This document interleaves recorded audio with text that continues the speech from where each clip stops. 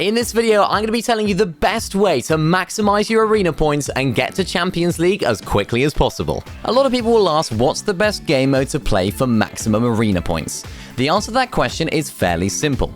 If we look at the breakdown of points for players in Contender League, then we can see that placement and elimination points are worth exactly the same amount whether you play solos, duos, or trios. Meaning it's much easier to gain arena points whilst playing trios, especially if you're playing with good players. The bus fare for Division 5 is only 30 hype, so if you take out a trio off spawn, then you've already made your points back, and any further points you get is pure profit. You'd need to get 3 eliminations on your own off spawn in solos to break even, which, as we know, is much more difficult.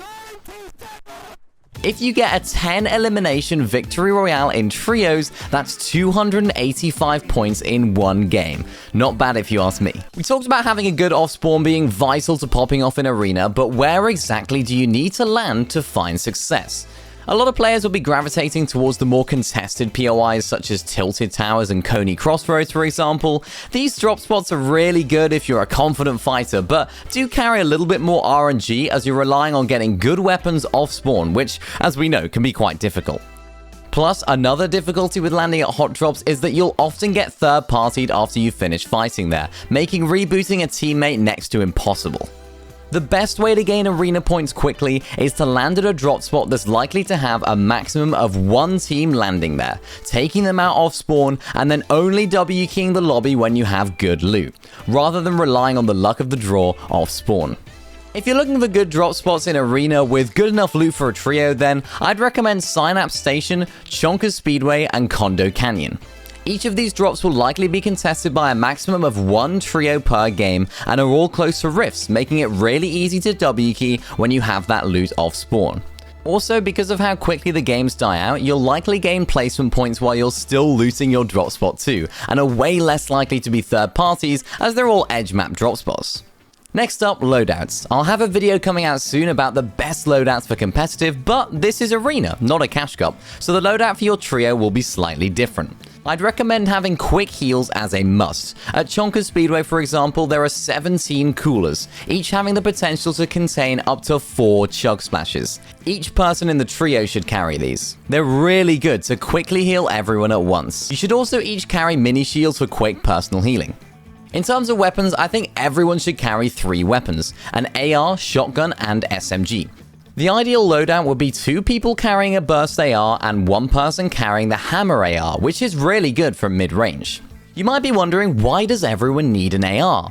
Well, when you're W-keying, you want to get the upper hand in a fight as often as possible. So if you can coordinate a 3-2-1 countdown where you all shoot 1 player running out in the open at once, that can result in an easy elimination or at least a shield crack if your aim sucks. You then want to be closing in on the fight using a combat SMG. Everyone on your team should be carrying a combat. It does more damage than the Stinger whilst having more bullets to shoot. You should be spraying the box of the player that you just got weak or knocked to prevent them from healing or getting revived. Then it comes down to the close range engagement, where you can each use the shotgun of your choice to take out the trio. For a lot of people, that shotgun will be the striker, but if you prefer the 2-shot, then go ahead if you really want to. Next up, what to do when you get to the final stages of the game. This is a really important point that I feel like a lot of people miss out on. When there's less than 20 players remaining, what do you do? Do you seek out players and W-key them, or play out the game for the victory? That all depends on how confident you and your trio are at finishing a fight quickly. If you're in a situation where there's 15 players left alive in the 3rd zone, for example, then the large majority of these teams will be looking to third-party a fight and find players to eliminate, as the game doesn't have too many players left at this stage.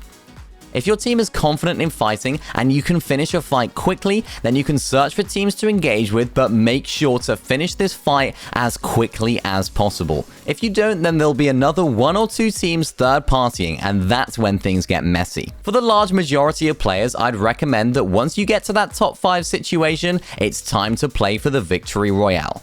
Go on the dead side of zone. Let me know in the comments if you want me to make a video on dead side as well, because I know some of you guys might be confused. But most importantly, don't box up. Boxing up in massive bases at this stage of the game will cause the W-keying teams to find you much easier and will make your team the focus of the match. Instead, the best thing to do is literally just sitting in a house or natural structure and wait. Each player needs to hold an angle, and if a player does come through, then you can easily eliminate them and make the fight a 3v2 if you do choose to fight. Heck, even sit in bushes if there isn't any buildings in zone.